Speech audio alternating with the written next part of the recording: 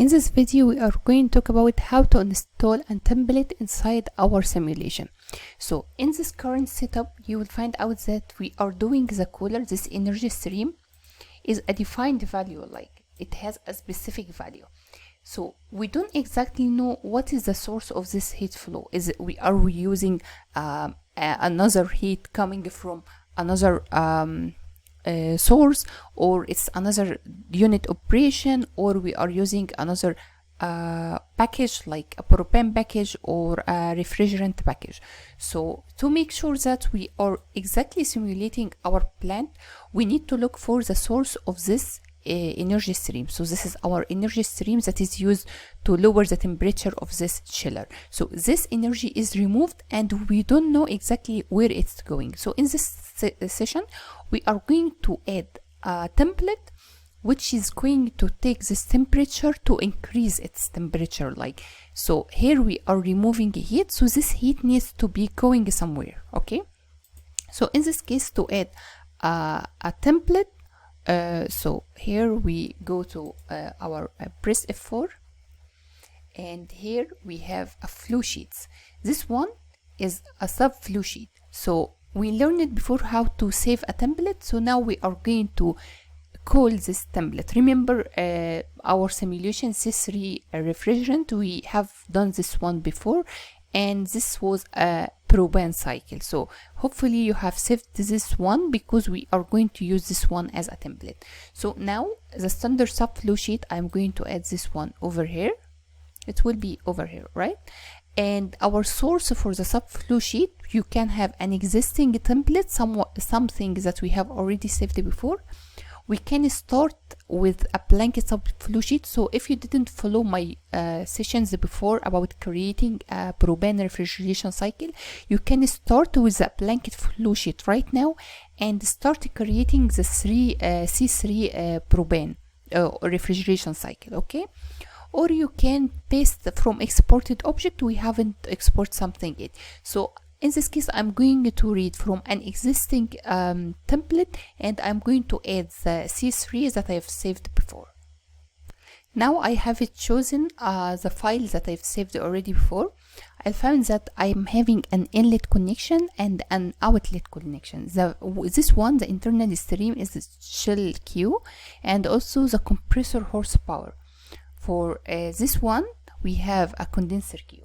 So for the chiller Q, this one, chiller Q, I am having this template, which will be a chiller Q. So this one, the chiller Q, the value I am going to take, and I'm going to move this heat into this template. Okay, so the heat is taking and entering this template. Okay, so for the inlet connection, over here, you need to make sure that you connected your shell queue to the chiller queue that we already have before. Okay, and at the bottom over here, for the external or the outlet, you don't have to choose something. Okay, so here we can have this one, our refrigeration loop or refrigeration out. So this one, or heat absorbed. So we are removing heat and we are looking to something to absorb this heat. Okay, so this one will make sense if it's a heat absorber. So this one is lowering the temperature by removing heat, and this heat is going to enter this template. This template, inside it we have propane refrigeration cycle. Okay, so now we have entered the information that we need to have. After this selection, we need to go to our home and check the fluid package. So you'll find out that the heat absorber is coming with a basis number 2 with a different fluid package from our main case.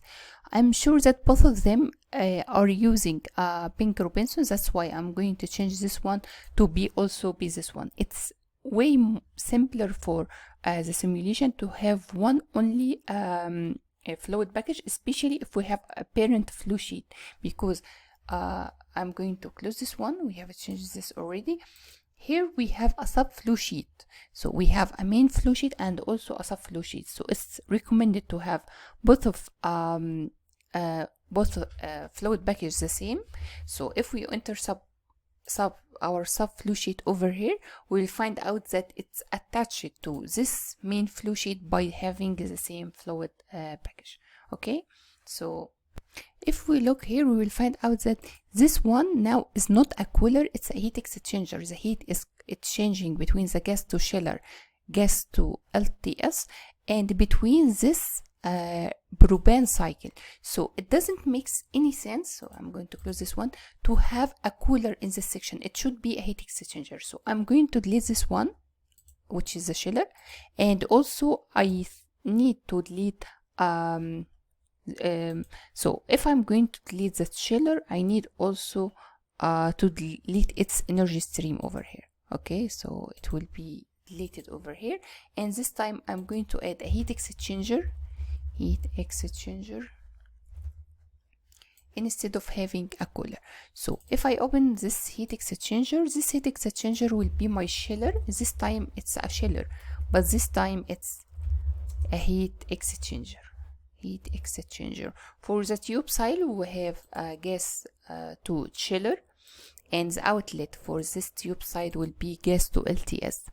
For the shell side, we have a propane coming and the propane getting out, so it's C3 in and C3 out, because we are using propane refrigeration cycle. If you have a butane, it's a C4 and so on. So after deleting the chiller and chiller Q energy stream, we need to make sure that we have another option, like for the heat transfer. So now we need to define the parameters. So this one is a simple weighted heat exchanger, and I know the delta B in the shell side is 7 and at the tube side is 35. So these values is kept the same. Now it is not solved because we need to connect it also from inside this one. So here I am going inside and I am going to enter the sub-flow sheet. In this case, this chiller also is connected to another heat exchanger. So we are going to delete the chiller operation and the chiller Q energy inside this flow sheet. So I'm going to delete this one and also this chiller. Okay. Now I need to go to the parent over here and to make a connection. So after going here, I am going to connect my streams.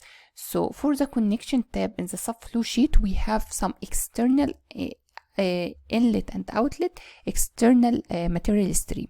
So the stream inside, which is number 3, will be now another stream, which is C3 out. And we have another stream for the inlet. So the outlet connection has been done.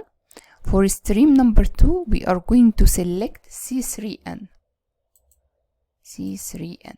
Okay. Any other connections that we can do? So we have done this too.